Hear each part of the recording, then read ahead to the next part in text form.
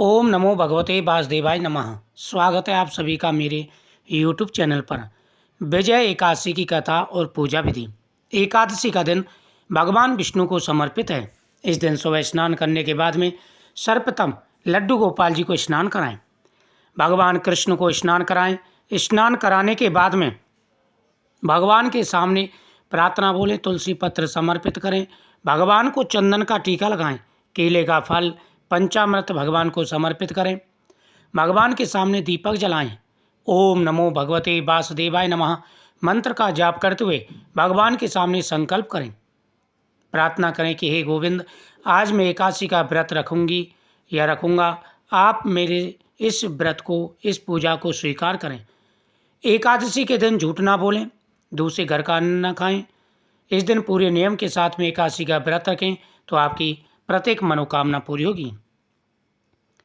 धर्मराज युधिष्ठिर बोले कि हे जनार्दन, फाल्गुन मास के कृष्ण पक्ष की एकादशी का क्या नाम है तथा उसकी क्या विधि है, कृपा करके आप मुझे बताइए। भगवान श्री कृष्ण बोले, हे राजन, फाल्गुन मास के कृष्ण पक्ष की एकादशी का नाम विजय एकादशी है। इसके व्रत के प्रभाव से मनुष्य को विजय प्राप्त होती है। यह सब व्रतों में उत्तम व्रत है।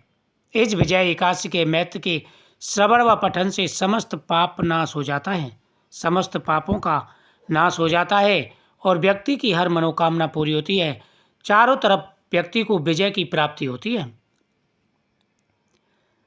एक समय देव ऋषि नारद ने जगतपिता ब्रह्मा जी से कहा, महाराज, आप मुझे फाल्गुन मास के कृष्ण पक्ष की एकादशी की विधि बताइए। ब्रह्मा जी कहने लगे, हे नारद, विजय एकादशी का व्रत पुराने तथा नए पापों का नाश करने वाला है। इस विजय एकादशी की विधि मैंने आज तक किसी से नहीं कही। यह समस्त मनुष्यों को विजय प्रदान कराती है। त्रेता युग में मर्यादा पुरुषोत्तम भगवान श्री रामचंद्र जी को जब 14 वर्ष का वनवास हो गया था, तब वे श्री लक्ष्मण तथा सीता जी सहित पंचवटी में निवास करने लगे।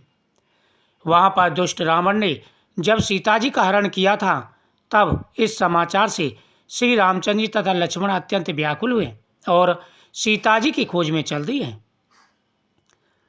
घूमते घूमते जब वे मरणासन जटायु के पास पहुँचे तो जटायु ने उन्हें सीता जी का वृत्तांत सुनाकर स्वर्गलोक चला गया। कुछ आगे जाकर उनकी सुग्रीव से मित्रता हुई और बाली का वध किया। हनुमान जी ने लंका में जाकर माता सीता का पता लगाया और उनसे श्री रामचंद्र जी और सुग्रीव की मित्रता का वर्णन किया। वहां से लौटकर हनुमान जी ने भगवान राम के पास आकर सब समाचार कहा। भगवान रामचंद्र जी ने हनुमान जी से पूछा कि हे हनुमान, तुम्हारे बराबर हितैषी मेरा कोई नहीं है। तुमने लंका में जाकर के सीता माता का पता लगाया।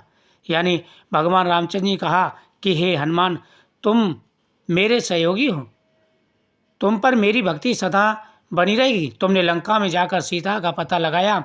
अब यह बताइए कि सीता किस प्रकार से है और लंका में तुमने क्या क्या किया।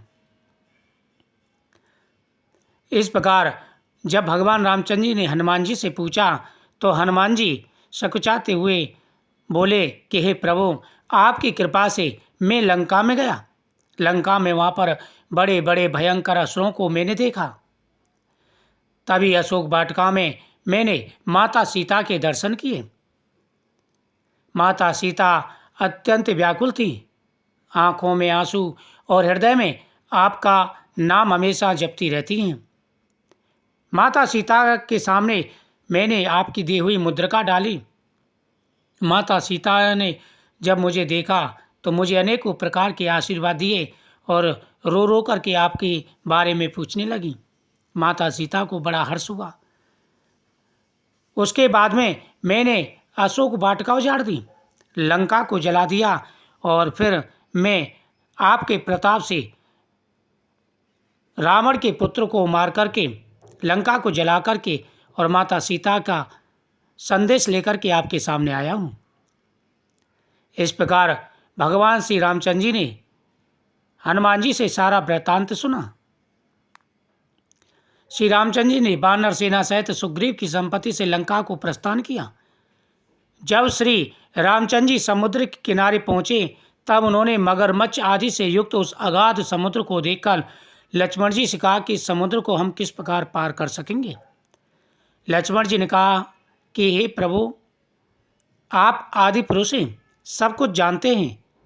यहाँ से आधा योजन दूरी पर कुमारी द्वीप में बदगालब नाम के मुनि रहते हैं। उन्होंने अनेक ब्रह्मा देखे हैं, आप उनसे जाकर के इसका उपाय पूछिए। लक्ष्मण जी के इस प्रकार के वचन सुनकर श्री रामचंद्र जी बगदालभ्य ऋषि के पास गए और उनको प्रणाम करके बैठ गए। मुनि ने भी उनको मनुष्य रूप धारण किए हुए पुराण पुरुषोत्तम समझकर उनसे पूछा कि हे राम, आपका आना कैसे हुआ। रामचंद्र जी कहने लगे कि हे ऋषि, मैं अपनी सेना सहित यहाँ आया हूँ और राक्षसों को जीतने के लिए लंका जा रहा हूँ। आप कृपा करके समुद्र पार करने का कोई उपाय बताइए, मैं इसी कारण आपके पास आया हूँ। बगदालम ऋषि बोले कि हे राम, वैसे तो आप स्वयं भगवान हैं, आप सब कुछ जानते हैं, फिर भी मैं आपको एक उपाय बताता हूँ। फाल्गुन मास के कृष्ण पक्ष की एकादशी का उत्तम व्रत करने से निश्चित ही आपकी विजय होगी, साथ ही आप समुद्र भी पार कर लेंगे। इस व्रत की विधि है कि दशमी के दिन स्वर्ण, चांदी, तांबा या मिट्टी का एक घड़ा बनाए, उस घड़े को जल से भरकर तथा 5 पल्लव रखकर वेदिका पर स्थापित करें। उस घड़े के नीचे सतनजार ऊपर से जो रखे, उस पर श्री नारायण भगवान की स्वर्ण की मूर्ति स्थापित करें। एकादशी के दिन स्नान आदि से निमृत होकर धूप, दीप, नैवेद्य, नारियल आदि से भगवान का पूजन करें। तत्पश्चात घड़े के सामने बैठकर दिन व्यतीत करें और रात्रि को भी उसी प्रकार बैठे रहकर जागरण करें। द्वादशी के दिन नित्य नियम से निमृत होकर उस घड़े को ब्राह्मण को दे दे। हे राम, यदि तुम इस व्रत को सेनापतियों सहित करोगे, तुम्हारी अवश्य ही विजय होगी। श्री रामचंद्र जी ने ऋषि की कथा अनुसार इस व्रत को किया और इसके प्रभाव से दैत्यों पर विजय पाई।